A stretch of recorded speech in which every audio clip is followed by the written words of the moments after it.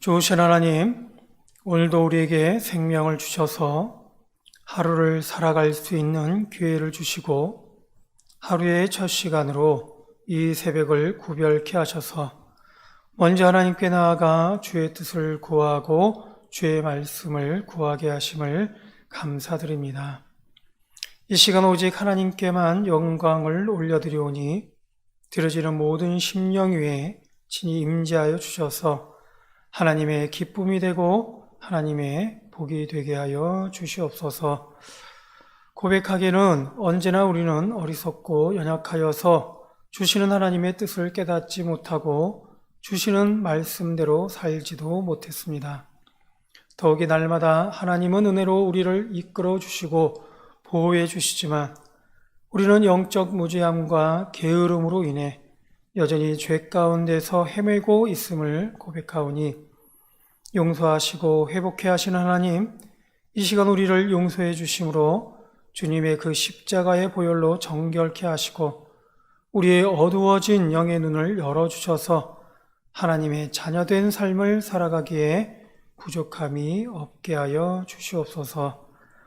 또한 여전히 언제 끝날지 모를 코로나로 인해 힘들어하고 고통 가운데 있는 우리들을 불쌍히 여겨 주셔서 해결받으며 회복해 할 길을 열어주시고 여러 모양으로 힘들어하는 많은 주의 백성들에게 위로와 힘이 되어 주셔서 주께서 주시는 꿈과 비전의 복으로 인도하여 주시옵소서. 나아가 믿음으로 살기를 애쓰는 우리 믿음의 청년들과 아픔은 있지만 이를 통해 더욱더 하나님의 주신 사명을 감당하기를 원하는 주의 사람들에게 복의 복을 더하시며 믿음의 믿음을 더하여 주시옵소서. 오늘도 주 앞에 나와 하늘의 소망을 두며 주의 뜻을 구하고 주의 말씀을 듣는 새벽 성도들에게 예비하신 주의 능력과 지혜로 풍성케 하시고 기도 가운데 응답하여 주셔서 하늘의 복과 은혜로 충만케 하여 주시옵소서. 감사하며 예수님의 이름으로 기도드립니다. 아멘. 이 시간 우리 같이 보실 말씀은 마태복음 14장입니다.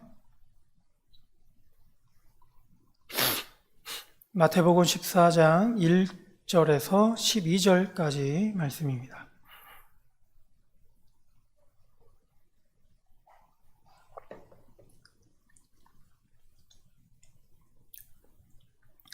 제가 한 절, 여러분들 한 절 교독하겠습니다. 그때의 분봉왕 헤롯이 예수의 소문을 듣고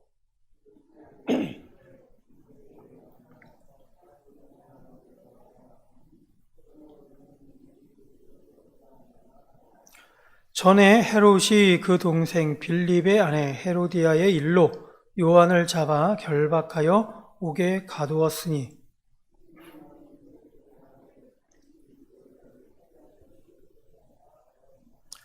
헤롯이 요한을 죽이려 하되 무리가 그를 선지자로 여김으로 그들을 두려워하더니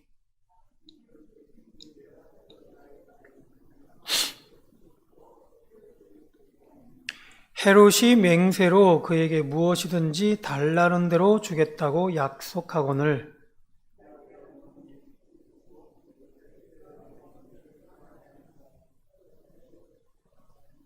왕이 근심하나 자기가 맹세한 것과 그 함께 앉은 사람들 때문에 주라 명하고 그 머리를 소반에 얹어서 그 소녀에게 주니 그가 자기 어머니에게로 가져가니라.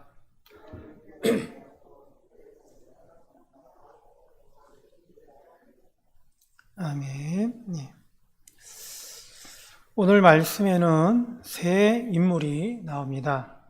하나는 헤롯이고 그리고 헤로디아와 그의 딸입니다. 그리고 세례 요한이죠. 먼저 헤롯을 보면 헤롯은 예수의 소문을 듣습니다. 그런데 헤롯이 예수의 소문을 듣고 생각난 것은 세례 요한입니다. 헤롯은 예수의 소문을 듣고는 전에 자신이 죽였던 세례 요한이 살아난 것이라고 생각했고 세례 요한에게는 충분히 그럴 능력이 있다라고 생각을 했습니다. 헤롯이 세례 요한을 죽이게 된 것은 자신의 뜻이 아니었습니다. 헤롯은 세례 요한을 잡아 가두기는 했지만 죽이는 것은 두려워했습니다. 헤롯은 세례 요한을 죽이고 싶었습니다. 그러나 죽이는 것을 두려워한 것은 사실 세례 요한을 선지자로 여기는 무리를 두려워했기 때문입니다. 세례 요한은 헤롯에게는 매우 가시 같은 존재였습니다.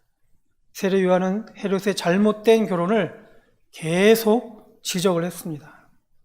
헤롯은 동생 빌립의 아내 헤로디아와 결혼을 했기 때문입니다. 그러다 결국 헤롯은 자신의 생일날 세례 요한을 죽이게 됩니다. 아내 헤로디아가 딸 살로메를 통해서 세례 요한의 머리를 요구하자 헤롯은 딸과의 약속을 빌미로 세례 요한을 죽인 것입니다. 이처럼 헤롯은 매우 복합적인 마음을 가진 그런 인물입니다. 그런데 여기서 우리가 주목할 것은 이러한 헤롯의 모습에서 오늘날 잘못된 신앙을 가진 우리의 모습을 보게 된다는 것입니다. 가만히 보면 헤롯이 가진 생각과 그리고 그에 따른 우유부단한 행동에서 우리는 오늘날 자칫 잘못될 수 있는 우리의 신앙의 모습을 보게 된다는 것입니다. 우리는 죄인입니다. 아무리 교회를 다니고 신앙을 가지고 있다 하더라도 죄 짓는 우리의 근본적인 모습은 변하지 않습니다. 물론 우리 주 예수 그리스도의 은혜로 말미암아 회개하는 자에게는 하나님께서 의롭다고 인정해 주시지만 그렇다고 해서 우리가 오늘 죄를 짓지 않는 것은 아니라는 것이죠. 따라서 우리는 오늘 또 죄 짓는 죄인임을 인정하지 않을 수 없습니다. 그런데 문제는 많은 면에서 우리는 이러한 죄인됨을 인정하지 않습니다. 누군가 우리에게 잘못을 지적할 때에 우리는 잘못을 인정하기보다는 반발합니다. 내가 뭘 잘못했느냐? 그 정도가 무슨 잘못이냐? 내 의도는 그것이 아니다. 혹은 너는 뭐 잘했느냐? 네가 뭔데 지적질하느냐? 너나 잘해라 라고 얘기하는 것이죠. 헤롯은 동생의 아내 헤로디아를 맞이한 것에 대해 세례 요한이 책망하자 헤롯은 세례 요한을 옥에 가두었습니다. 또한 우리는 하나님보다는 다른 이들의 이목을 더 중요하게 생각합니다. 바른 신앙을 갖는다면 하나님을 경외함으로 하나님을 두려워해야 하지만 그렇지 않는 것이죠. 사울 왕은 블레셋과 맞선 상황에서 블레셋 군사가 너무 강하자 하나님의 도움을 간절히 바랐습니다. 그런데 전투에 앞서 제사를 드려야 하는데 제사장이 오지 않는 것입니다. 사울 왕과 그 백성들은 제사장을 기다립니다. 제사를 드리지 않고 싸울 수는 없었기에 제사장을 기다려야 했던 것이죠. 그런데 기다림이 점점 길어집니다. 그러자 함께 싸워야 할 백성들이 점점 불안하게 생각하게 되었고 급기야 진영을 탈출하는 그런 탈영하는 자들이 생겨나기 시작합니다. 그래서 사울은 다급해졌습니다. 이제 더 이상 제사장을 기다리지 못할 것 같습니다. 그래서 사울 왕은 결심합니다. 결국 제사장을 더 기다리지 못하고 사울 왕은 자신이 하지 말아야 될 자신이 제사를 드리는 것입니다. 사울 왕은 두려웠습니다. 먼저는 전쟁에서 맞서야 할 블레셋이 두려웠고 그리고 자신과 함께 싸워야 할 백성들이 탈영하는 것이 두려웠던 것이죠. 이것만이 아닙니다. 하나님은 사울 왕에게 아말렉을 치라고 했고 그때 아말렉의 사람과 짐승을 모두 진멸하라고 했습니다. 이에 사울왕은 하나님의 명령대로 나아가 아말렉을 쳐서 이깁니다. 그런데 문제는 사울왕은 모두 진멸하라는 명령을 지키지 않습니다. 하나님의 명령인데 이 명령을 지키지 않은 것이죠. 사울왕은 아말렉 왕 아각을 살렸고 가축도 좋은 것은 살려서 끌고 왔습니다. 하나님은 선지자 사무엘을 보내 사울 왕을 꾸짖습니다. 이때 사울 왕이 사무엘에게 이렇게 변명합니다. 내가 범죄하였나이다. 내가 여호와의 명령과 당신의 말씀을 어긴 것은 내가 백성을 두려워하여 그들의 말을 청종하였음이니이다. 사울 왕은 하나님보다 블레셋을 더 두려워하였고 하나님의 명령보다는 백성들을 더 두려워하였습니다.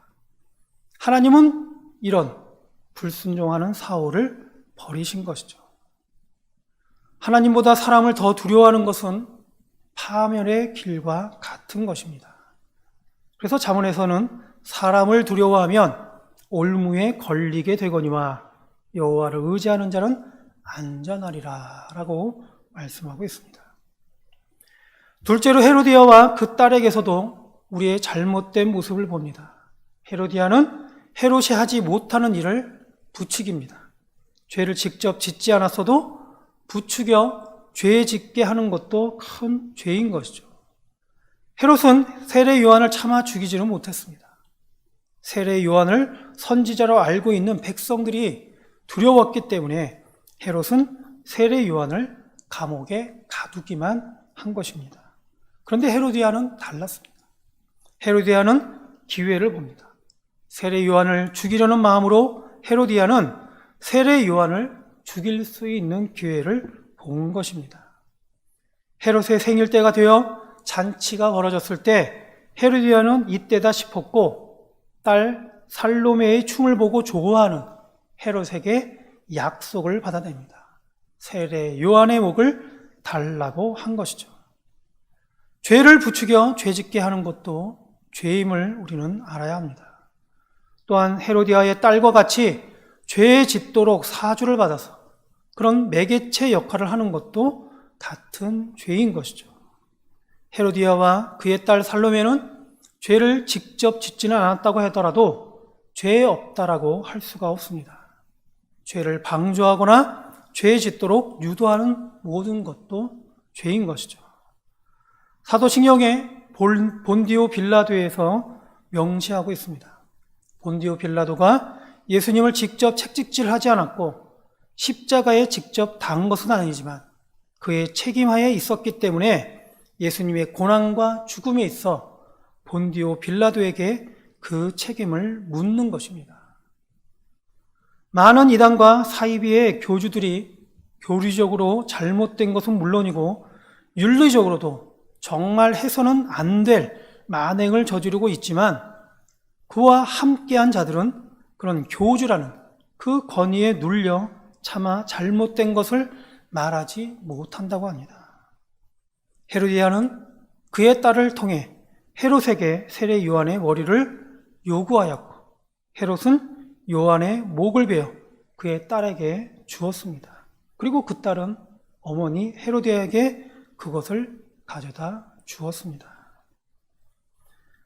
반면 마지막으로 세례 요한입니다. 세례 요한은 오늘날 우리에게 성도에게 있어야 할 본을 보여주고 있습니다. 세례 요한은 옳은 것을 전했어요. 세례 요한은 불의에 굴하지 않았고 불의와 타협하지 않았습니다. 세례 요한은 그의 삶을 통해서 하나님의 능력을 드러내었고 나타내기도 했습니다. 세례 요한은 헤롯의 잘못을 그냥 지나치지 않았습니다. 헤롯에게는 큰 권세가 있었지만 세례 요한은 그의 잘못을 책망함에 주저하지 않았습니다. 세례 요한은 외칩니다. 동생 빌립의 아내 헤로디아와 결혼한 헤롯에게 일침을 가하는 것입니다. 당신이 그 여자를 차지한 것이 옳지 않다. 또한 세례 요한은 하나님의 능력을 헤롯에게도 나타내었습니다. 헤롯은 세례 요한이 나타낸 능력에 대해서 매우 인상이 깊었던 것 같습니다. 헤롯은 세례 요한이 가지고 있는 능력에 대해서 이렇게 증거합니다. 예수의 소문을 들었을 때, 이때 헤롯은 이렇게 고백하는 것이죠. 이는 세례 요한이라. 그가 죽은 자 가운데서 살아났으니 그러므로 이런 능력이 그 속에서 역사하는도다. 예수님께서도 증거하고 있습니다. 여자가 낳은 자 중에 세례 요한보다 큰 이가 일어남이 없도다. 세례 요한에게서 우리는 신앙의 좋은 본을 보게 됩니다. 세례 요한은 겸손했습니다. 자신의 위치를 알았고 예수님이 오시자 세례 요한은 그 자리에서 내려왔습니다. 또한 세례 요한은 믿음이 좋았습니다. 세례 요한은 예수께서 자기에게 나아오심을 보고는 오라, 세상 죄를 지고 가는 하나님의 어린 양이다 라고 고백하였고, 내 뒤에 오는 사람이 있는데 나보다 앞선 것은 그가 나보다 먼저 계심이라고 하였습니다. 그리고 내가 보고 그가 하나님의 아들이심을 증거하였다라고도 증거하고 있습니다. 이게 세례 요한의 모습인 것이죠. 오늘 말씀은 헤롯과 헤로디아와 그의 딸, 그리고 세례 요한을 통해서 오늘날 우리 성도들에게 있어야 할 신앙의 본을 보여주고 있습니다. 첫째는 자신의 죄를 아는 것입니다. 자신의 죄를 알아야만 회개하고 용서함을 받을 수 있습니다. 둘째는 절대적으로 하나님을 경외해야 합니다. 하나님보다 사람을 더 두려워해서는 안 되는 것이죠. 그리고 셋째는 죄를 방조하거나 부추기는 것도 큰 죄라는 사실입니다.